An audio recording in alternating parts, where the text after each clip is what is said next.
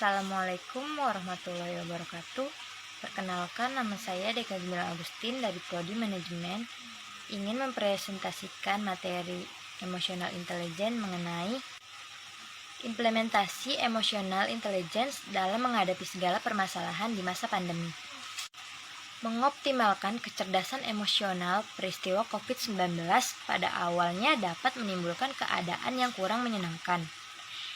Hingga hal yang terjadi adalah emosi negatif, karena kita tidak bebas lagi bepergian dan melakukan pertemuan-pertemuan karena harus selalu menjaga jarak.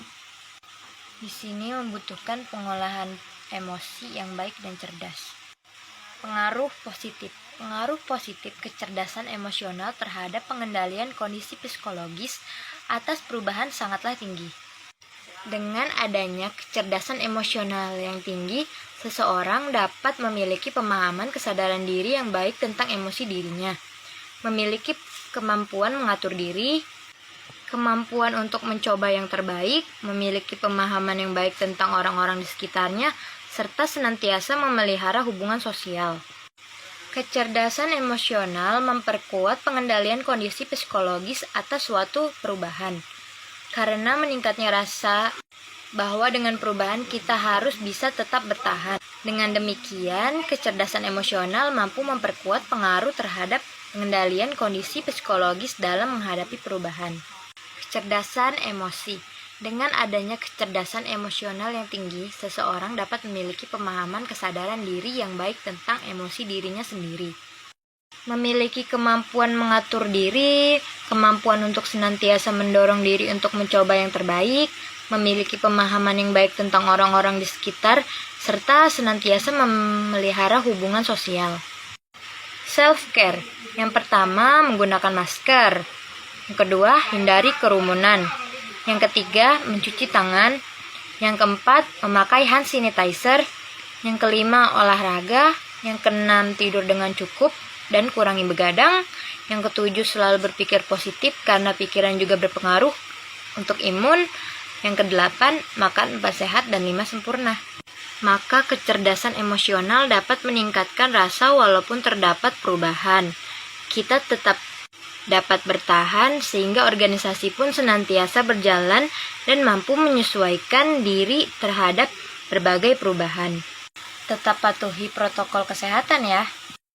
Cara mengendalikan emosi di masa pandemi. Psikolog klinis dari Personal Words, Veronica Adesla, menjelaskan, emosi yang tidak terkontrol saat berada di rumah dapat muncul karena terdapat gesekan atau konflik.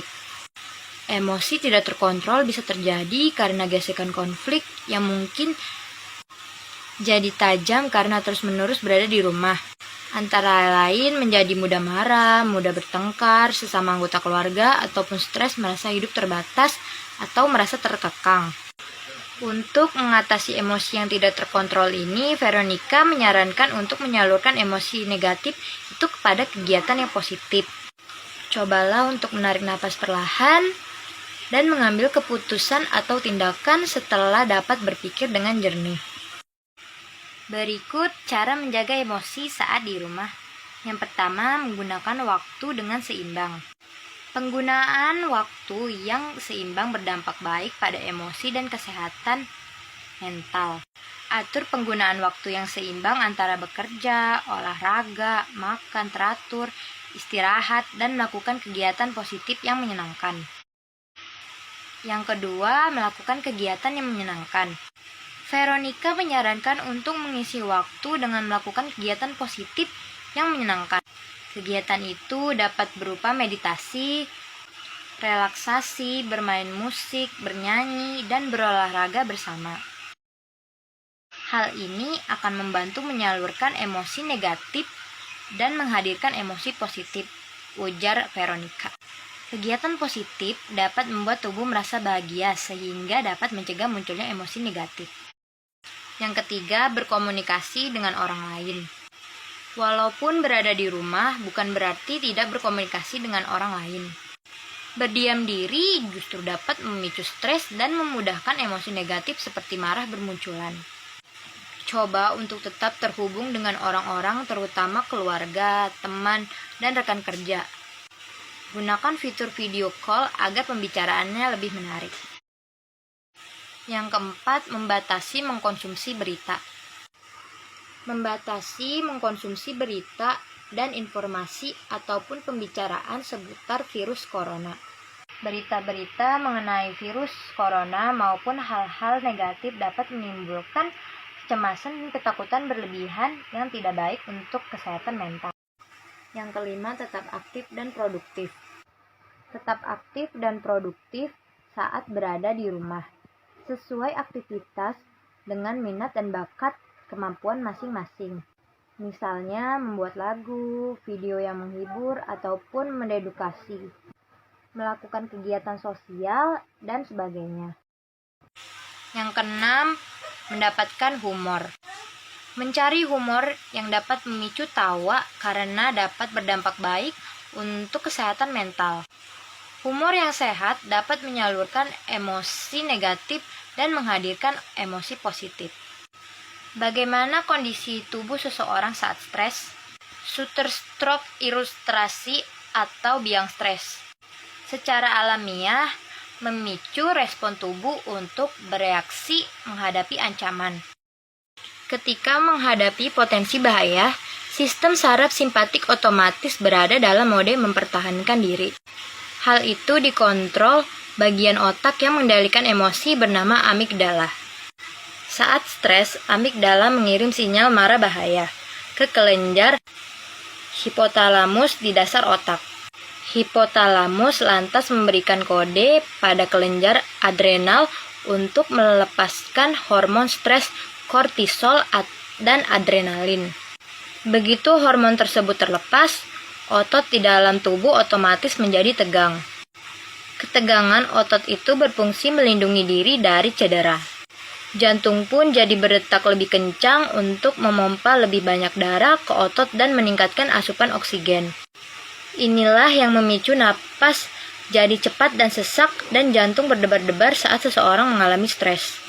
Dalam kondisi terancam, tubuh juga melepaskan lebih banyak glukosa dan lemak ke aliran darah untuk menyediakan bahan bakar tambahan agar seseorang lebih waspada.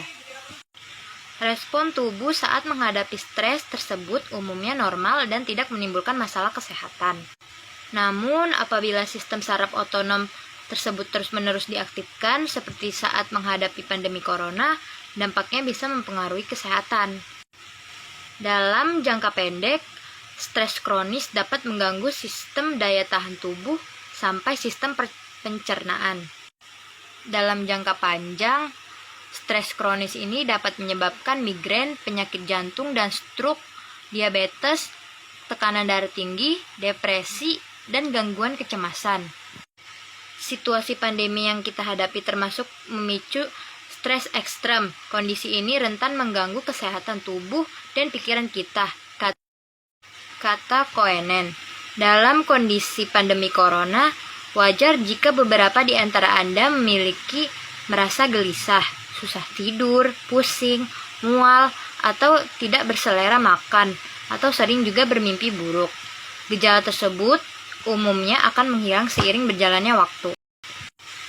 Or human compassion bind use the one to the other is in pity or patronizingly, but as human being who is have leader how to turn or command suffering into hope for the future. Nelson Mandela. Belas kasihan mengikat kita satu sama lain, bukan rasa kasihan, tetapi sebagai manusia yang belajar bagaimana mengubah penderitaan menjadi harapan untuk esok hari. Sekian pembahasan mengenai implementasi emotional intelligence dalam menghadapi segala permasalahan di masa pandemi. Saya Dika Gemilang Agustin, mohon maaf bila ada kekurangan dan kesalahan kata atau ucapan. Saya mengundurkan diri. Saya pamit. Wabillahi taufiq wal hidayah. Wassalamualaikum warahmatullahi wabarakatuh.